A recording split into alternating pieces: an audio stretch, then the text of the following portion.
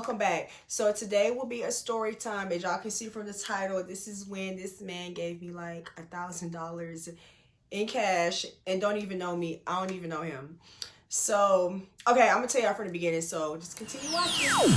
All right, so this was, my sister passed away in 2015. This was literally a year after. So in 2016, me and my best friend at the time, we went to Miami. And you know, this is probably like my third or fourth time going to Miami. I was about 22, 23. So I've been to Miami before. Like, it wasn't nothing new. It wasn't no major trip. It was for New Year's. And I never been out of town for New Year's. Like, I never really celebrated a New Year's like somewhere else other than like my house or, you know, my city. So we went here for New Year's, and you know, I had a lot of stuff going on. My sister literally passed away a year before that in January. So now it's January again, and I'm out of town. And like, I just got a lot of stuff on my brain. Like, me and my boyfriend, he was my ex for the longest. We got back together, but it was like nothing wasn't all the way right, or nothing was all the way put together. So anyway, going out of town was like, it was like a leap, but it was just like, I need to do this. I need a break. I need a vacation. Like, I need it. So I went. So anyway, before me and my friend at the time went out to the club, we had this conversation. And the reason why this conversation is so important, because it have a lot to do with like what happened next. So anyway, so me and her was talking, and she was like, because she was a little bit older than me. She was like 3 or 4 years older than me. And like, she was telling me, like, you know, she had men took her on vacations and took her shopping, and she'll probably have a homegirl with her, and the homegirl would be like, well, why he didn't take me shopping, or, you know, where my bag at, or where my money at? And she'd just be like, you know, you just came on the trip, or I'm talking to the guy, like, if he offered me this, like, this is for me. Like, you can't expect, you know, just be happy that you even here. Like, you know, don't expect, like, I'm with the man, I'm sleeping with the man. Like, you can't go shopping like how I go shopping. You can't get the stuff I get. Totally understandable. I get that. Like, you know, you talking to a guy, he buy you a drink and he buy your friend a drink. But if he be like, I want to take you shopping, he don't owe the friend to take her shopping. You know, if he give you some money, he don't got to give a friend no money. So anyway, so we had this conversation like the day of or the day before we went to the club. So we went to the club. We met a few people on South Beach. They invited us to like little spots, little clubs. But this club that we actually went to was like the club. What was it called? It wasn't Story. It was like, oh my God, it was like one of Miami's top club. I can't remember it, y'all. If I remember it before I post a video, I will have it like somewhere over here. But anyway, it's the club, it's the spot. So the first spot we went to was whack, and we was like, no, we don't want to be here. It's New Year's, like, no. So we went to another spot, and it's just me and her on this trip. So we went to this other spot, and it was so packed, y'all. Like, Atlanta is the home of all the clubs or whatever, but in Miami on New Year's, the club was packed to like, when you walk in, you have to like push your way through the crowd, and people is sweaty. You know, Miami's hot. Like, you know, January is probably cool here. I mean, it was cold. It was warm. Like, it was hot up, and like people was sweating. So we finally made it to like the section, I guess. You know, she knew like the promoter or somebody she knew over in this particular section. So we got to the section, and it was super crowded. Of course, it's nowhere to sit. And we just like, you know, we don't have no choice. We've been walking around the club at least a whole hour. We getting mushed into, harassed. It was like, you know what? I'm just happy to be over here in this section that, you know, these are people, you know, she know them at least. I don't know them, but she knew them. So, well, she knew at least one of the promoters at least. So as we're standing there, we're not sitting down in the section because, excuse me, it's super crowded. So we're like standing like in the section, but more towards like the end of the section, like on the outer part, like when people who's walking by in the club, they can like bump into you.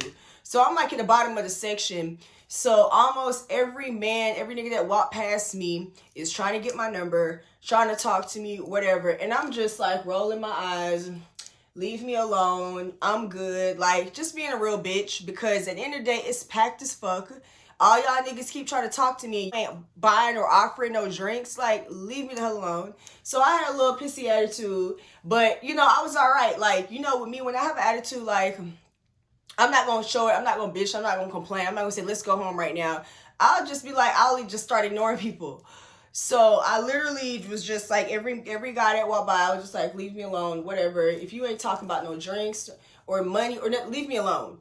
So I was like that. So one of the big guys in the section we was in, he did like this to me. He's like, come here. So it was like 3 or 4 steps because we in the same section. He was like, why you keep being so rude? Why you keep like, you know, why you got this badass attitude? And I was like, I don't have no badass attitude. All these niggas broke. Like, you keep trying to bump into me, keep trying to talk to me. You're not even offering no drink. You ain't got no money. He was like, what? He's like, they don't have no money. And I did my hand like this. It was so funny because it's loud in the club. So they ain't got no money. So this man pulled out like a stack of money and he just started counting it. He was like, boom, boom, boom, boom. Like, he was just counting it. So, you know, most men with a stack like that, you usually think it's like a stack of 20s or a stack of 50s or something. You really wouldn't expect it'll be like a stack of hundreds. So he counted out, he counted. And in my head, I'm watching him count like 2, 4, 6, 8. So he counted out 120s.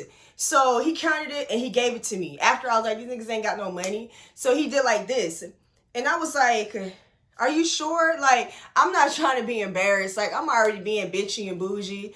He trying to give me money. I don't want to take it and he take it back from me. So I was just like, no, I don't want your money. Like, you ain't giving it to me for real. And he's like, no, for real. Here you go. He pushed it to me. So I took it. And I didn't even like look at it up close or count it. I just pushed it in my little Louis Vuitton. So I put it in there. So next, I'm thinking like, this nigga finna ask for my phone number. He finna be all over me. He gave me the money and didn't say nothing else to me. He didn't say nothing else to me. So all the other niggas in the section were like, damn, like, what's going on? And I was just standing there like, what is he up to? Like, why did you just give me some money and you're not even trying to talk to me? So that was that. The club was over with probably like 20 minutes after that. So as me and my friend walking out the club, we see the guy who gave me the money in a Rolls Royce.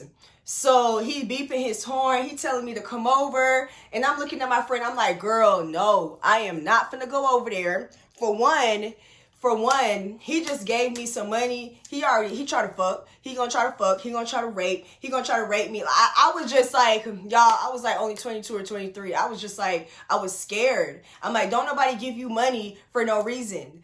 So I was like, no. My friend was like, girl, you better talk to him. I was like, no, I'm good. I turned my head and we kept walking down the street because we parked like down the street a little bit. So he following us in his Rolls Royce and we just ignoring him. So we walked to the car. Mind you, I still don't know how much money I got because I never counted it. So I get in the car. Mind you, my friend already said, niggas who give you money or want to take you shopping, that's for you. That ain't for your friend. So I'm counting the money and I open my purse. I'm like, oh my God, these are hundreds. I thought it was 20s. I count out 100, 200, 300, 400, 500, 600, 700, 800, 900. This man gave me $1,000. Don't even know my name. Don't even know my phone number. But he thought his game was so strong. He just really knew I was going to be on his dick when we walked outside the club and I see the Rolls Royce. But no, nigga, I don't give a fuck about that. But anyway, so it counted $1,000 and I felt a little bit bad because, like, in reality, I don't look at it like if a nigga take me shopping, then that's all my clothes or all my purses or bags. Like, I'll get my friend a bag and act like it was my bag or something. Like, that's kind of how me and my sister did. But because she voiced it like what a man do for me, that's for me. And what he do for my friend, that's for my friend. I was just like, oh, well. And so I got $1,000 from him. Never seen him again. Don't know what happened. Nothing. So how I looked at this, like, the moral of the story is when you don't feel like doing something, when you feel like something is too much, when you just feel like you don't deserve it, whatever the case may be, just still go do it. Because honestly, I did not want to go on that trip to Miami. I felt as if like I wasn't in a position. I should be at home with my nephew. My dad need me. Like, I really didn't think like I should be in Miami right now. But honestly, I deserved and I needed that trip. And like, I was going through my relationship problems, and when that man did that, it really just showed me like, not who I am, but just knowing that people will go above and beyond for you. You just have to know your worth. And it was a well worth it trip. It was the best trip to Miami I ever had. And yeah, so it's just like, when you have good intentions, when you got a good heart, when you want the best for people, when people's success motivates you, when you literally just got pure intentions, y'all, you never know what can happen for you. Because honestly, me telling my story, how a man just randomly gave me $1,000, nobody else have that same story unless they was a stripper. Like, okay, yeah, you're a stripper, a man might just hand you 1,000, but I'm fully dressed in a fully regular club and I get $1,000, and that's because the universe, God know my heart. And I was kind of sad. I was actually really sad. And I'm not saying money make me happy, but that right there kind of did brighten my night, brighten my day. So yeah. So y'all, that was it. That is my little story on my trip to Miami. And I'm just being a little bougie bitch, and a man give me money. So, you know, however you are, stick to it, stay true to who you is, because at the end of the day, who you is will pay off. So yeah, but anyway, I love y'all, and I will see y'all in my next video. Oh yeah, if y'all have any questions about my story or anything, please feel free to comment in the comment section below, and I will absolutely get back to you. But I love y'all, and I will see y'all in my next video. Mwah.